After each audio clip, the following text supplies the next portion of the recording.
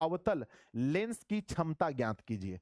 बच्चों अगर 2 metre focus दूरी है, अगर 2 मीटर फोकस दूरी है तो क्षमता कितनी होगी? बताओ बच्चों, हमें गिवन है बच्चों, गिवन हमें दिया गया है कि हमारा जो है ना, हमारा जो फोकस है ना, फोकस जो है ना वो 2 मीटर है। फोकस हमारा बच्चों 2 मीटर है।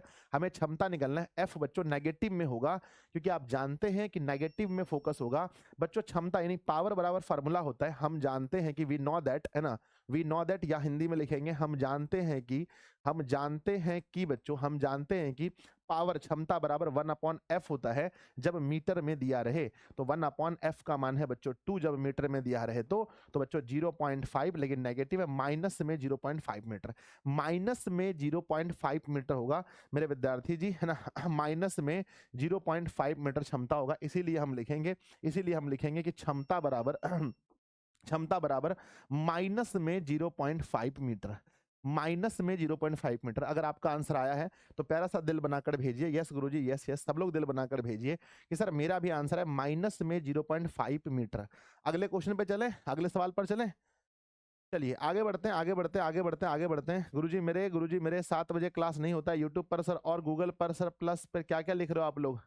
अरे गुरुजी कुर्सी, है ना, गुरुजी कुर्जी पटना आइएगा। अरे भैया मोरे परीक्षा आएगा तब ना आएंगे, पढ़ाई पर फोकस करो। नेक्स्ट है बच्चों एम्पियर, क्या लिखा है विद्यार्थी जी? क्वेश्चन नंबर दूसरा पूछा था 2024 में, एम्पियर की परिभाषा लिखें। क्या पूछा है?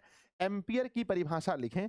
आप लोग जानते हैं बच्चों कि हमारा फॉर्मूला होता है, आपको बहुत अच्छे से पता है कि सबसे पहले मैं आपको समझाता हूं, विद्युत धारा, है ना, विद्युत धारा आप सभी लोग समझते होंगे ना, विद्युत धारा समझते हैं ना? यस सर, बताओ इसकी परिभाषा क्या है? सर विद्युत धारा क्या होता है? आवेश के प्रवाह की दर को, आवेश के प्रवाह की दर को, आवेश के प्रवाह की दर को क्या कहते हैं? आवेश के प्रवाह की दर को, है ना, आवेश के प्रवाह की दर को विद्युत धारा कहते हैं। ये तो क्लियर है ना, क्योंकि पेपर में बच्चों विद्युत धारा भी आ सकता है। आवेश के प्रवाह की दर को विद्युत धारा कहते हैं। मेरे बच्चे एक बात बताओ कि I is equal to formula क्या होता है? I is equal to formula क्या होता है? आई इज इक्वल टू होता है ना, विद्युत धारा बराबर होता है, आई इज इक्वल टू होता है Q upon T, Q upon T होता है। आई मतलब एम्पियर, आई मतलब एम्पियर, आई मतलब एम्पियर, और बच्चों आवेश ना, क्यू मतलब आवेश, और टी मने समय, टी मने समय। यानी बच्चों, यानी हम कह सकते हैं कि प्रति सेकंड 1 कूलाम आवेश के प्रवाह को, है ना, अगर बच्चों 1 सेकंड में, अगर 1 सेकंड में 1 कूलाम आवेश प्रवाहित हो रहा है, मान लो कि बच्चों 1 सेकंड में 1 कूलाम अगर आवेश प्रवाहित हो रहा है, 1 कूलाम आवेश प्रवाहित हो रहा है, आवेश प्रवाहित हो रहा है, तो बताइए विद्युत धारा का मान क्या होगा? अगर 1 सेकंड में, अगर 1 सेकंड में 1 कूलाम आवेश प्रवाहित हो रहा है तो विद्युत धारा का मान क्या होगा? लो कर लो बात बच्चों, सबने कह दिया कि सर जी ऐसा अगर होता है तो 1 एम्पियर होगा। क्वेश्चन पूछा गया था, क्वेश्चन पूछा है एम्पियर की परिभाषा दीजिए। तो एम्पियर की परिभाषा बहुत सुंदर सी है, बहुत सुंदर सी है बच्चों, बहुत सुंदर सी है। यदि किसी, ध्यान देना, यदि किसी चालक से होकर प्रति सेकंड, मतलब 1 सेकंड में, प्रति सेकंड बच्चों 1 कूलाम आवेश प्रवाहित होता है, यदि किसी चालक से होकर प्रति सेकंड 1 कूलाम आवेश प्रवाहित हो रहा है तो धारा 1 एम्पियर, है ना, तो बच्चों, है ना, तो धारा 1 एम्पियर की धारा कहलाएगी। तो बच्चों 1 एम्पियर की धारा कहलाएगी।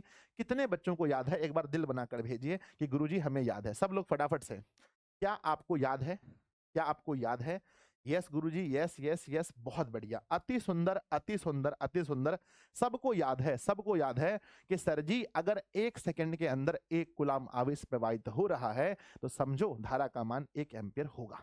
क्वेश्चन नंबर तीसरा बिहार बोर्ड ने पूछा है, क्वेश्चन नंबर तीसरा बिहार बोर्ड ने पूछा है 2024 में कि बच्चों अवतल दर्पण के कोई 3, नहीं सुनाई पड़ रहा ना, वही चीज रिपीट हो रहा है। मेरे बच्चे जल्दी से बताइए, क्या आप लोग सुन पा रहे हैं?